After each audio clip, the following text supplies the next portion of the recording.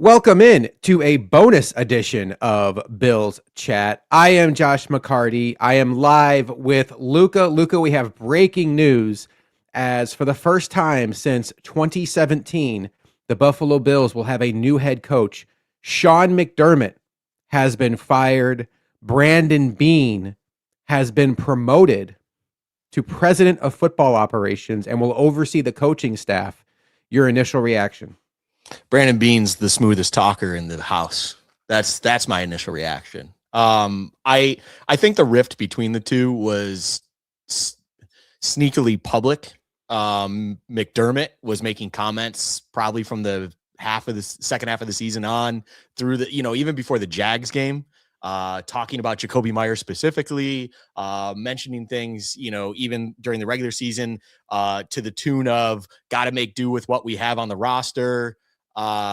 Things like that. And what I will add to the, Bean winning the power struggle of this dynamic is we'll jump into it, but I want to believe that this organization can be taken seriously, but promoting on top of everything, being to president of football operations and GM after you fire McDermott and bring out a statement that then includes that Terry Pegula and the president of business ops will be given information and be part of the coaching search has me having serious doubts just due to a lot of things. And, it's a track record of ownership that goes to a sport that's not even football, but it's so hard to not understand that, or at least look at that, because what else are you supposed to pull from really when it comes to ownership?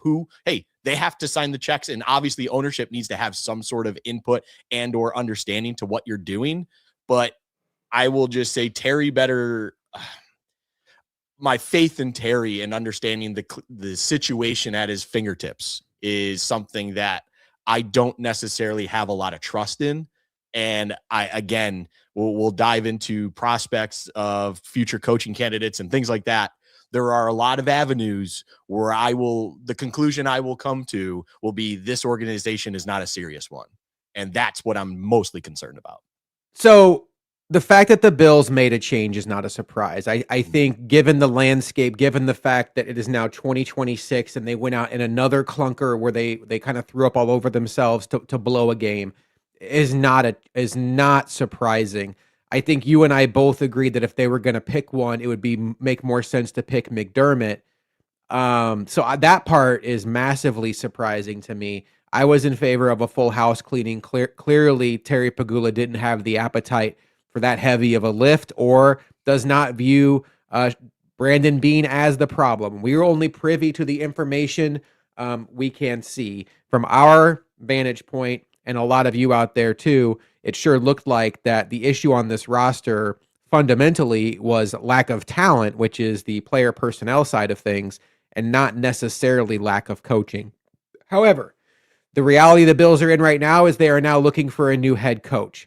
Brandon being promoted to president of football operations and overseeing the head coach does throw an interesting wrench into here, because while it's hard to think of like who that prized candidate is out there, a pie in the sky, you trade a 1 for Kyle Shanahan, or you were to, convince Mike Tomlin to come here, whatever your best case scenario is, a coach with that level of status isn't necessarily going to want to be reporting directly to a GM. Those coaches generally get the benefit of the doubt of reporting directly to ownership. So I do think that will impact the Bills' ability to land the biggest of big fish. My skepticism right now, Luca, and this is just how this organization has done things, and I thought some of this was McDermott, but it's always kind of been not the biggest of black books. Okay, like they know who they're familiar with, and they don't always branch out. They fire, or Brian Daboll gets promoted. Oh, look, the new offensive coordinator, Ken Dorsey, the best guy for the job, just happened to already be in the building. We fire Ken Dorsey. Joe Brady gets interim the next offseason. Oh, the best guy for the job just happens to already be here. Bobby Babich becomes DC after Frazier goes. Oh, look, the best guy for the job just happens to be here. And there are a lot of dots right now connecting the Bills to Brian Daboll. Another hot name out there is Davis Webb, who was third string quarterback in Buffalo, but also a pseudo quarterback coach, very thought of very highly in league circles. Now, I can wrap my head around a scenario where you get Brian Dable as head coach, Davis Webb as offensive coordinator, pie in the sky. You get Brian Flores to come in, who is Minnesota Vikings defensive coordinator. His contract is up, so he can take a lateral job, has familiarity with Dable. That's interesting to me. But the larger point, Luca, this would reek to me the same process that landed Keon Coleman and Dalton Kincaid, where they deferred to the quarterback. This would reek to me of Josh Allen going to Terry Pagula or Brandon Beane and saying, I need Brian Dable, or I need Davis Webb here. Sean McDermott saying, I don't get along with Brian Dable, and Josh Allen winning the power struggle, or them deciding they're going to fire McDermott and the first name out of Josh Allen's mouth is Brian Dable. I love having a franchise quarterback. I don't loving him having as much say in some of these major draft day and now coaching decisions as I fear he might. This entire conversation point that you're bringing up is exactly where my "are we a serious organization or not" conversation goes. The situation is simple.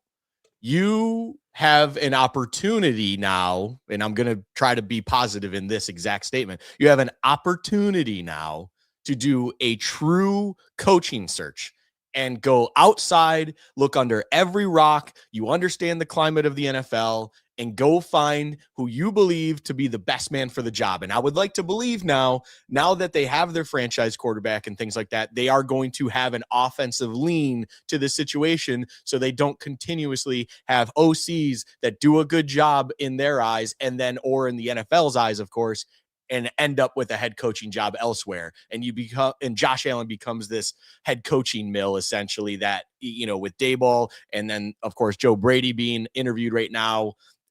It just seems to be that. And that's just what happens when you have an elite quarterback doing great things, being an MVP of the league. That's just the nature of the business. You want now, and it's well documented. Everyone believes it. It feels like the right formula when you have your McVays, your Reeds, and things like that. And you have that franchise quarterback. You have the stability of your offensive side that then you can rely on always being in house if you got it right.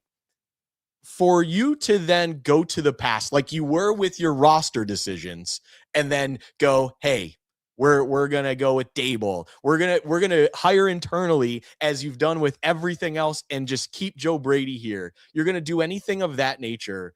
It reeks of being unserious. It does have that indication of like maybe Josh Allen still has a little bit more say than he should. I believe Josh Allen should have a tap in to the situation. He should be tapped into kind of where the ebbs and flows of a coaching search is going. Bean should be texting him, let's say every day, every other day, whatever it is. Or if, Josh Allen calls, you answer real quick and be like, hey, this is where we're at right now. This is what we're doing. That is not asking for his input. That's just keeping him up to date. That is where Josh Allen should live. This is, if you are a serious GM, if you're a serious organization, if you want to make the best decision that it feels like you are, your quarterback, who is one of the most respected, a very smart individual, things like that, your quarterback does not have a great footing and understanding of what makes a real head coach. I love Josh Allen. We all love Josh Allen, things like that. Every player is, in my eyes, not the right individual to understand what you need to do to make personnel and coaching decisions. That needs to come from higher football knowledge individuals. So I'm not saying to, and I see Kyle in the comments say, I would sign for Dable. I'm not saying I'm necessarily fully against Dable, but I want them to make a serious coaching search happen. That's the point. I want to hear that Clint Kubiak came into the building and was interviewed. I want to hear that all of these other candidates were either called for an interview and or brought in for an interview. I want to understand that they made an extensive search and then from there made whatever decision they did. My fear is that they interview a couple people. You hear a couple names out there. They interviewed Gruden via Zoom. They interviewed, so-and-so, whatever. And then they came to the conclusion that Joe Brady and or Brian Dable was their answer. That is not the way you do this. The way you do this is truly explore every possible option. You have a crown jewel quarterback. You have the things you want when it comes to building a winning organization, one that's already winning, not everything, but winning, and the franchise top 5, top 2 quarterback in the league. Everything else should fall into place as long as you make the right decision. Make sure you make this search extensive. You're on mute, Josh. So interesting update from Ari Mirov, My Sports Update. I'm proud Ari, the guy on My Sports Update on Twitter. He's not Schefter or Rappaport, but he's like the next best one. Regarding Clint Kubiak and then also Davis Webb, league rules prevent the Bills from interviewing candidates on playoff teams, and they can't speak with candidates from the Super Bowl until after February 8th. Yeah. Should the Seahawks or the Broncos win, the Bills could not talk to Clint Kubiak or Davis Webb until after February 8th. It's January 19th. That is being way behind the 8 ball. Now, I will say this. I don't care, because get it right. Don't worry about rushing. Get it right. And to Luca's point, you have the crown jewel in Josh Allen. Perhaps if you make it known that you're very interested in Clint Kubiak, he can start planting some seeds with quarterback coaches and offensive line coaches. And hey, don't necessarily take the job in Atlanta right now. I got a pretty good feeling about this Buffalo job. How would you like to come coach on the Josh Allen coaching staff? So, I mean, it doesn't have to be a death sentence, but the Bills are really a victim of their own success here behind the 8 ball, because unlike some teams that made these coaching changes in November, they are now making it in late January. Okay, let's say Daboll is at the top of their list, and I think that's very realistic. What would that feel like to you? I think Kyle's point here. It feels like the Falcons letting Shanahan leave in favor of Dan Quinn, and this is righting a wrong. Brian Daboll did leave the Bills and instantly won Coach of the Year with the New York Giants and made it to the second round of the playoffs with Daniel Jones as his quarterback. At first, it looked like a home run hire, and then Daniel Jones fell off. The Giants fell off. Another situation where you couldn't tell if it was the coach or the GM or both. Joe Shane ultimately won the power struggle. The Giants now have John Harbaugh. But Brian Daboll was the orchestrator of the best version of the Bills offense, at least from a passing standpoint, that we've seen since Josh Allen became elite in 2020.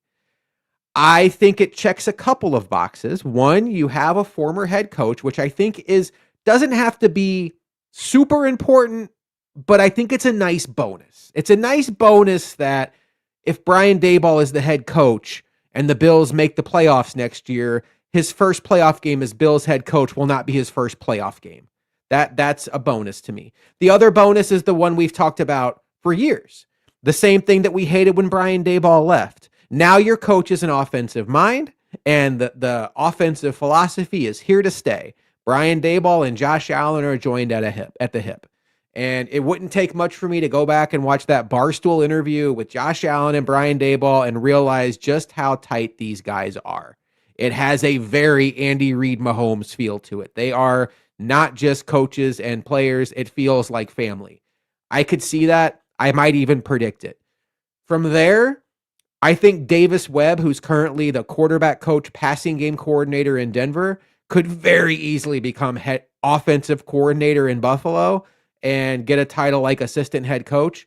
And then, cherry on top, Brian Flores, who has the Belichick background with Daboll, becomes your defensive coordinator. And what a great spot for Brian Flores to come to a defense that's perceived as awful, turn it around, and now you're unquestionably a head coach material.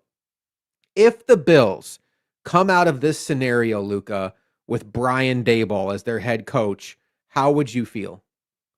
Fine. I don't hate the idea, and I said that previously. I just want to understand that they truly did do an appropriate search, as I say once again.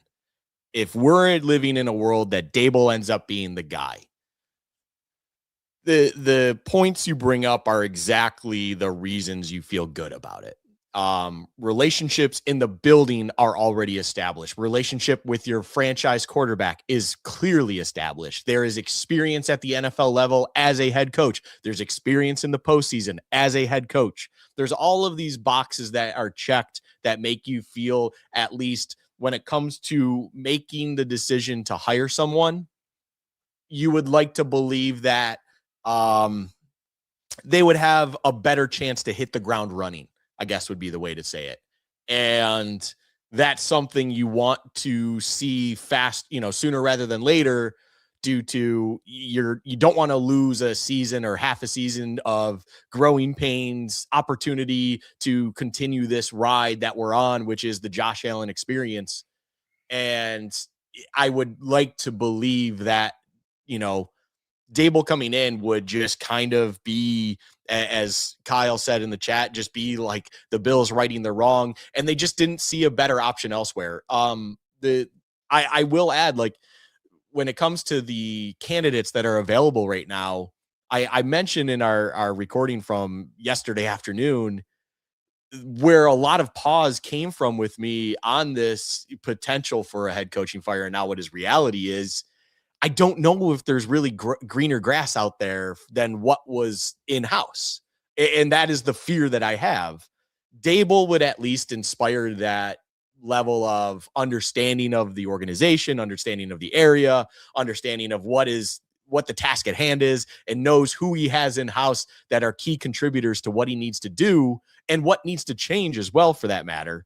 That I would at least know the person in place will do things that feel appropriate, and then the relationships would then be there. And that would also signify, by the way, if Dable's hired, him and Bean did not have a problem with each other. That would fully, like, and not that I think that was an issue, but that was an issue with McDermott, clearly. And everyone has to remember Bean came in after McDermott. So there was just that schism and dynamic that just seemed to always be there. McDermott was not a Bean guy, as I believe you brought up earlier in this live. And it's like Dable coming in just confirms, okay, these guys have a good relationship with each other. They like each other. Things in house will work. You would like to believe, so they will be on the same page. And maybe that's what was missing in personnel decisions and therefore leading to problems. I want to hope that that's the case, but it's just Dable feels like the best case safe option would be the way I would honestly put it. It's we're doing the safe thing. We're doing the thing we know that we trust, and we should be okay from here. Again, I would feel better about it if this is like February 20th and all of a sudden you did interview every candidate under the sun, and it's like, okay, Brian Dable's our guy and we're moving forward with him. So what does it sound like for Brandon Beane to make his case to Terry Pagula that the issue is Sean McDermott? And we've all been living in this world where Brandon Beane is the guy that's at fault. And Luca, I'm going to pass it over to you. I'm going to go handle something in my house real quick. Real quick. I saw something going on Twitter about the Brandon Beane being vice president. Maybe just talk a little bit about that. I'll be back. I want to have one quick thought on what it looks like, why Brandon Beane may have won out, and some things we haven't thought about that could have been talking points that went over Pagula. I'll be right back. I'll be back in a couple seconds. With the Beane promotion to president of football ops and stuff like that,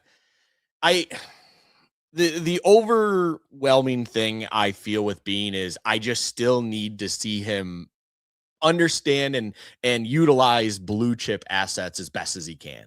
And what I mean with that is Beane has this incredible ability to get the most out of his non-blue chip assets. Your day 3 draft picks, your bargain shopping free agents, those were all key contributors to this team staying afloat, finding success, things like that. Your Christian Benfords, your Khalil Shakirs, your Dayon Walkers out of the draft, bringing the meme that is signing all your old vets, but Jordan Poyer was a key contributor when it comes to steadying the ship in the secondary. Who else am I missing here that was probably key? But regardless,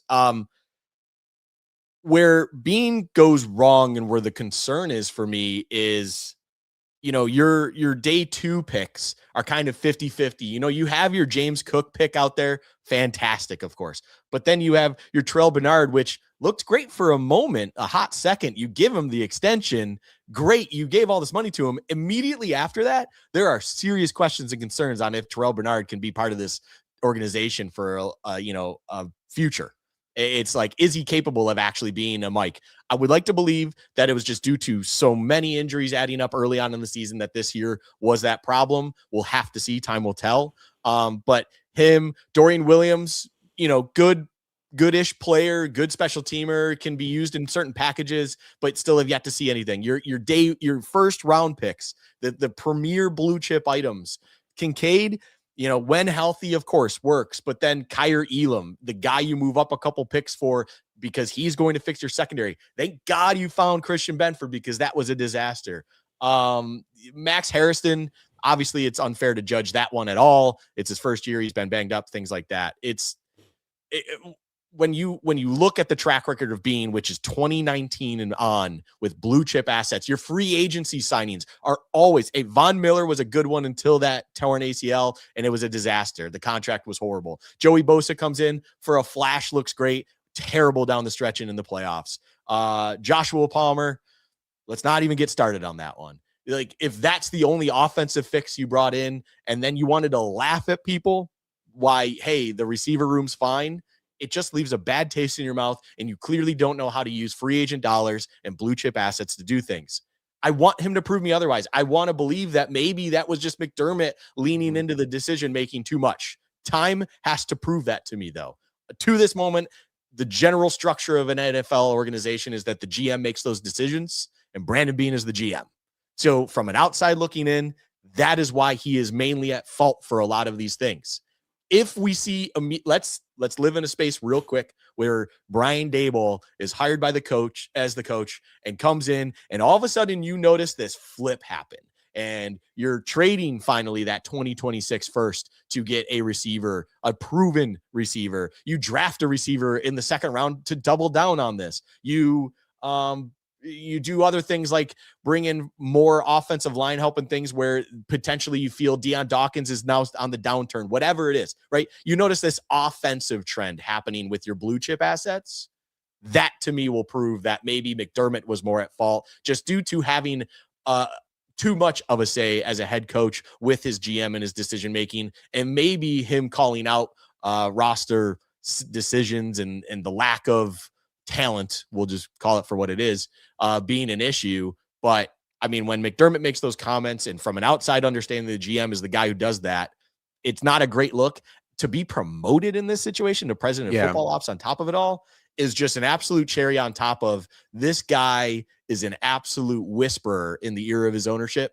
And I mean, if things don't turn quick this season, Brandon Beane is, in my eyes, looked at as a snake oil salesman. And he's the kind of guy that he will say whatever he feels is needed. He can pop on McAfee with a smile on his face and make the jokes that he wants to and things like that and believe in his team. Great. The evidence speaks otherwise, and you are not capable to do your job. And the caveat of all of this is, I can't remember where I saw it this morning, but someone asked the question, if McDermott and Beane were fired, I think it was on Cover One even, actually. If McDermott and Beane were fired, who would be hired first? And it's McDermott without a doubt. And there's even a realistic chance that Beane is not hired as a GM anywhere else. Whereas McDermott, in my eyes, is probably already lined up in top of the list when it comes to organizations like Cleveland, Tennessee, the Jets, the Dolphins, these flailing organizations where they just need someone to come in, steady ship, create culture, and create winning. And McDermott has obviously proven that he can do that in very short fashion when he came in 2017. So I look at everything in here and just go, Beane needs to show me a lot coming up, and he needs to show it fast. I think he needs to show it to all of us fast that this promotion and decisions that were being made of late were not necessarily all entirely on his shoulders. But until that happens, that's how I view it moving forward. Okay, so we don't know what goes on behind closed doors. Right. what does it look like for Bean to win a power struggle? Now, Bean is definitely getting a bad rap for what happened on WGR. We were here that day and said it didn't come off great. There was a lot of fans that were like, "Oh, that's so cool. My GM's angry. It didn't age well." Yada yada.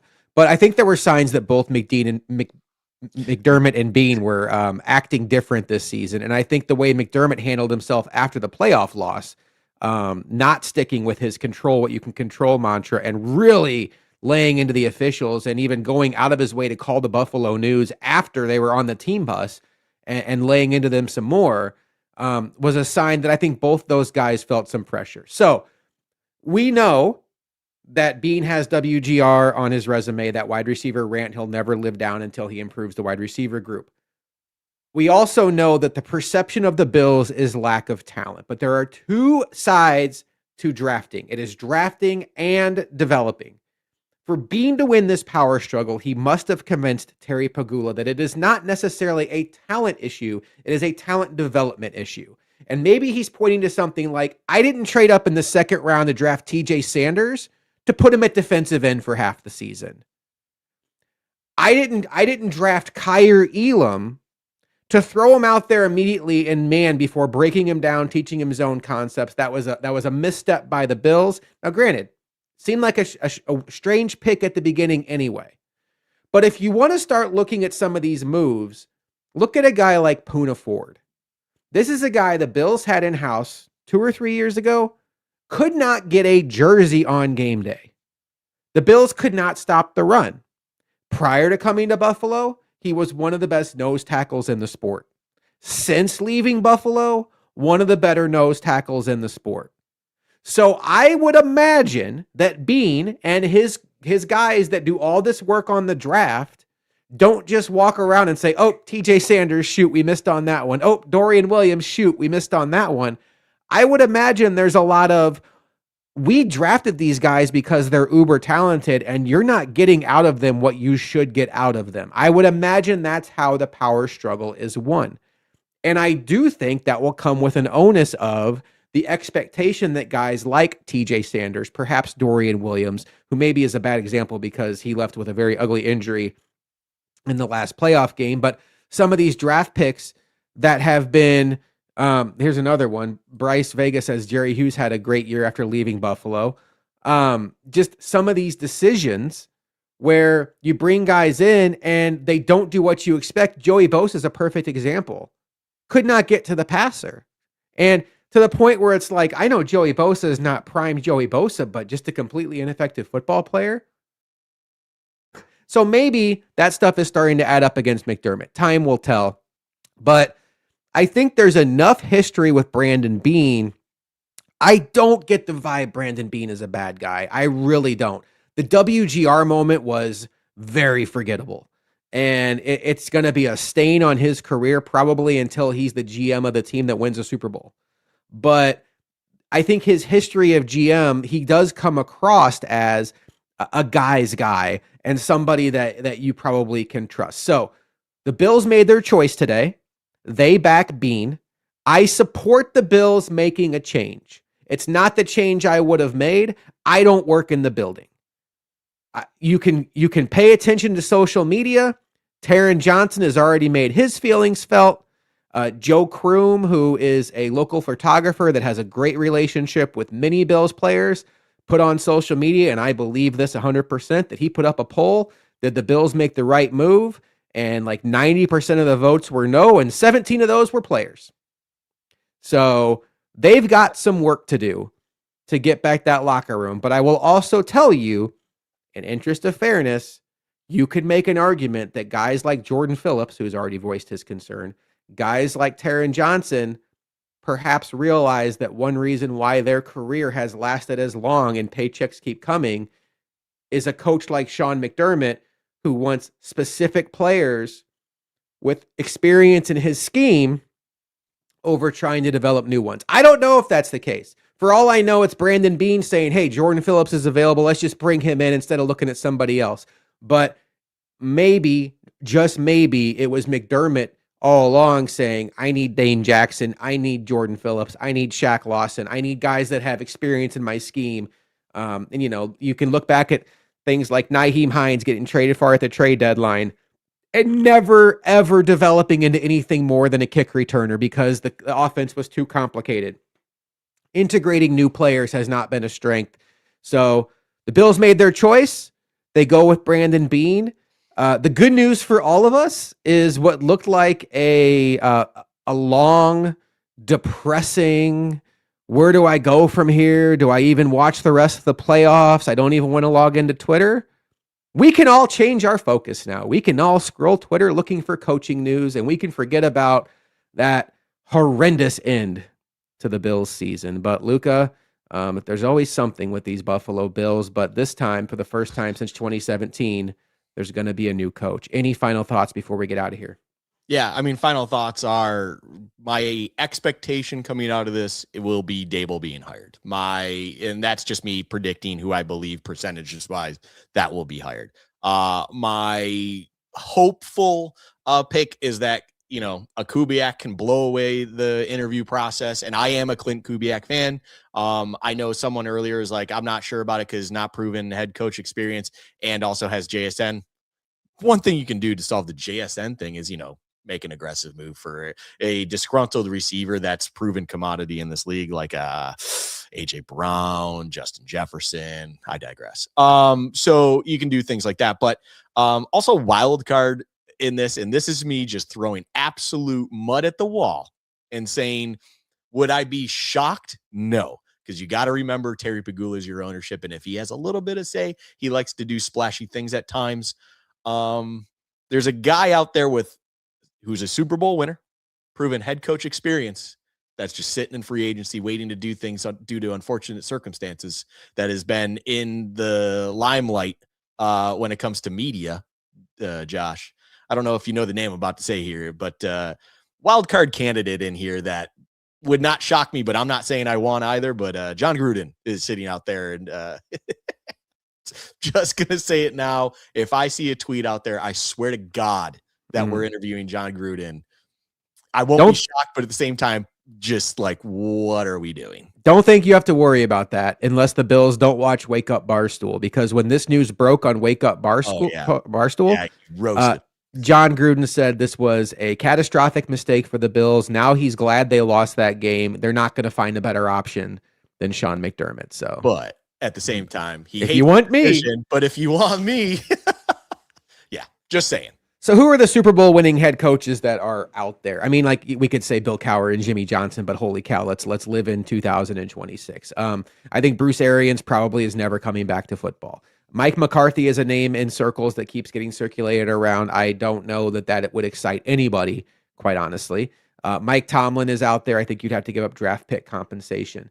Outside of that, do you want to go down to Chapel Hill and see what old Belichick's up to? Probably not. I'd take Kurt Cignetti over that, but I think Kurt Cignetti is either staying at Indiana or taking the dream NFL job that is out there of his hometown, being the Pittsburgh Steelers. There is no other options for that man.